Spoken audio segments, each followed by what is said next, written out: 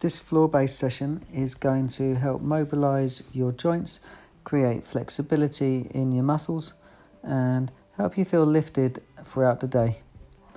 We're going to perform up to 10 repetitions each exercise. So if you're ready, let's get started. We're going to start by lying on our backs.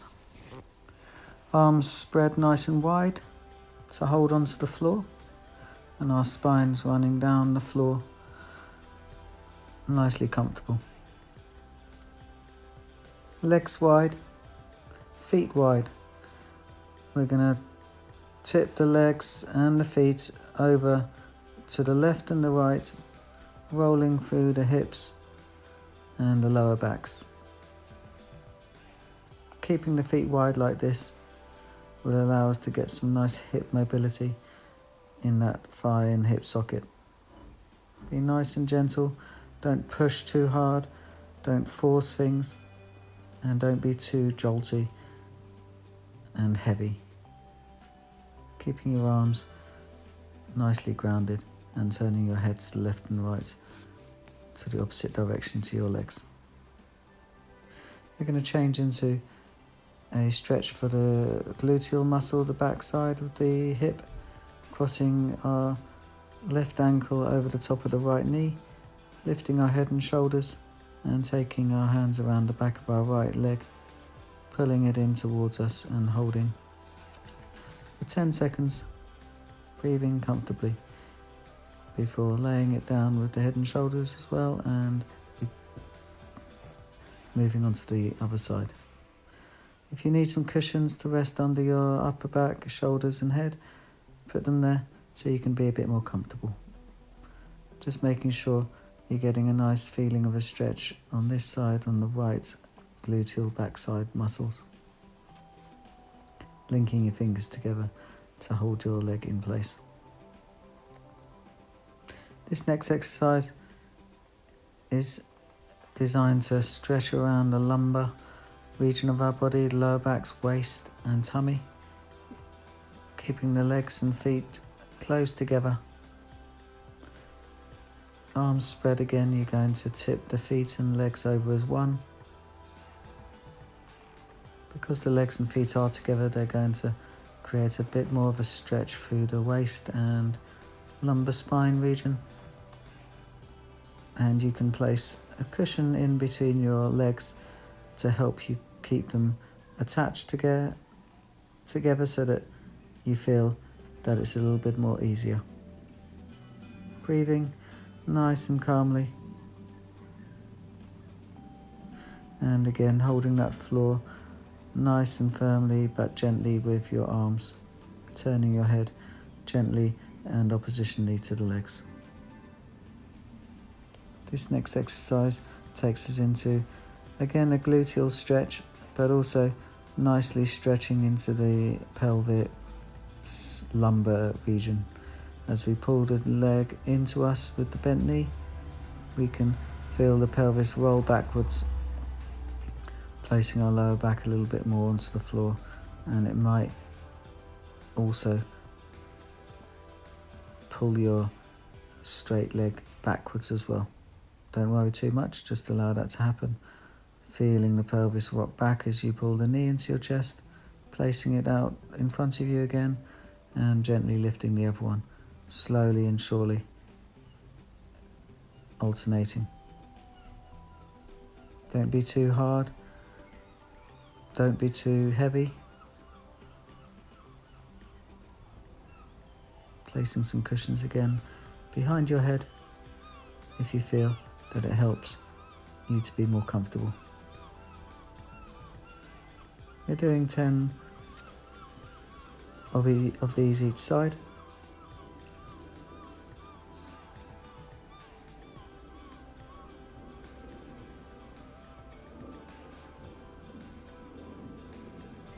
Trying to keep your spine nice and level on the floor, so there shouldn't be too much movement of it, up and down through the upper middle back or the lower back even.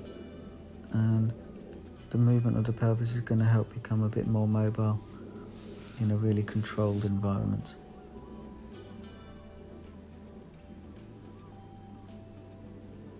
When we've done, we're going to bring the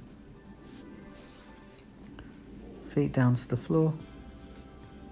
Having one leg out in front of us, we're going to bring the other one up above our hips, 90 degrees to the spine, and with the leg bent as shown in the video.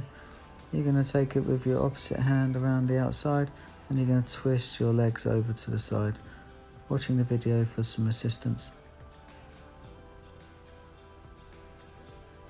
Taking your opposite arm to the side that you're turning to, out to the side, so that you can remain grounded across the shoulders. Turning your head also a little bit away from the turning leg. It always helps to counterbalance you.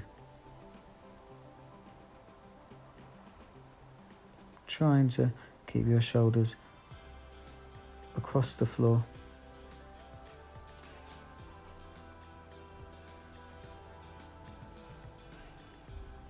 And trying not to be too heavy again, too firm and too forceful. There's no reason why you need to touch the floor with your knees. Just go to where it's comfortable. Breathe once in and out, and then exchange.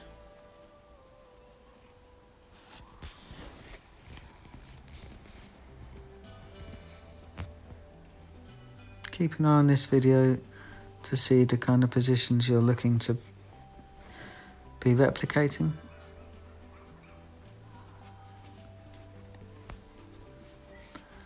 You're going to change into a side lying position, bringing the knees up towards the front of the hips and bending the knees at 90 degrees as shown. Arms out in front of your chest, nice and straight, close together. We're going to take our top arm, the left arm, up and around behind us, opening up our chests and lying our backs across the floor, keeping our legs closed to the side that we started on. Again, you can place a cushion in between your upper legs, in between the knees, and this can help you stay focused on not opening them and turning them up and around with the arm. Looking at the video to keep an idea of what you're looking for. Let's see if we can breathe in when we open up, just like a book. You can remember this one as an opening book, and then breathing out as we close up. Switching over, you might find that you're a little bit more restricted or even more mobile on one side to the other. Don't worry. Just try to do everything in a nice steady state so that you're gentle, thorough and in complete control to the best of your abilities. Breathing in as you open up, feeling that breath create familiarity and memory, and breathe out as you close, palm to palm.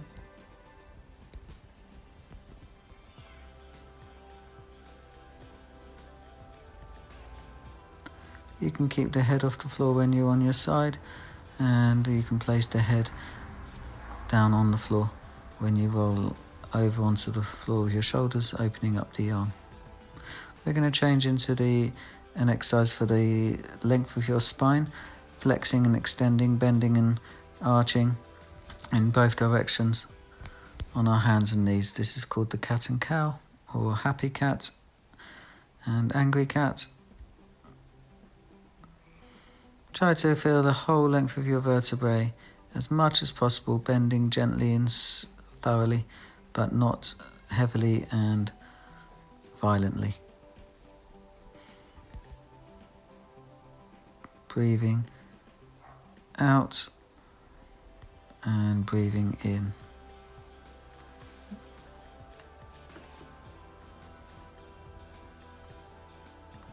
We're going to sit back into our heels, flattening out our feet behind us and placing our hands in front of our knees with our knees a little bit wide. And we're going to place our hand behind our ear on our head and take that elbow, as shown in the video, round towards the other elbow of the straight arm, and then turning it around the side of the body so that we can look up towards the sky, and then around towards the direction of the straight arm. Trying to keep your chest up and your lower back a little bit in an arched position.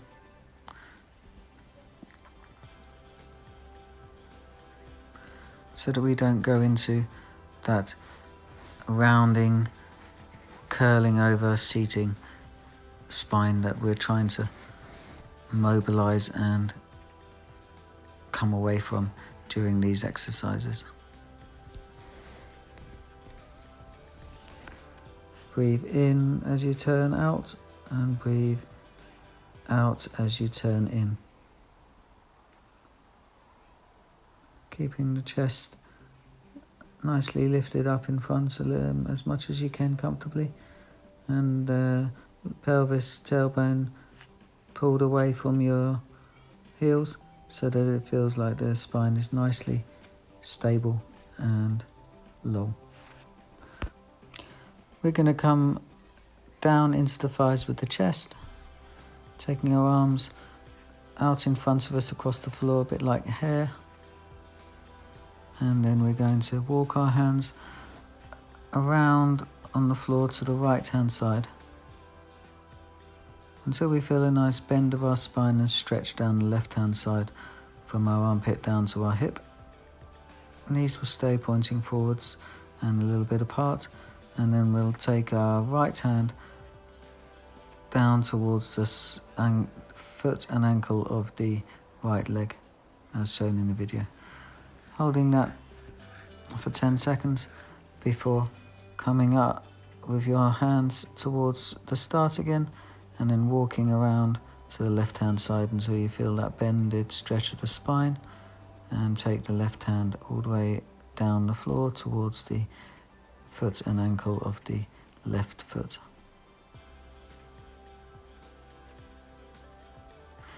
Hold that for 10 seconds breathing before walking your hands back to the start again.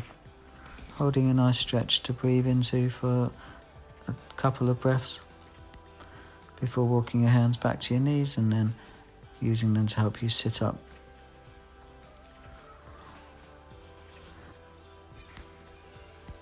This exercise is called the Superman, and it's a great exercise to help stabilize the spine from tailbone all the way up to the neck.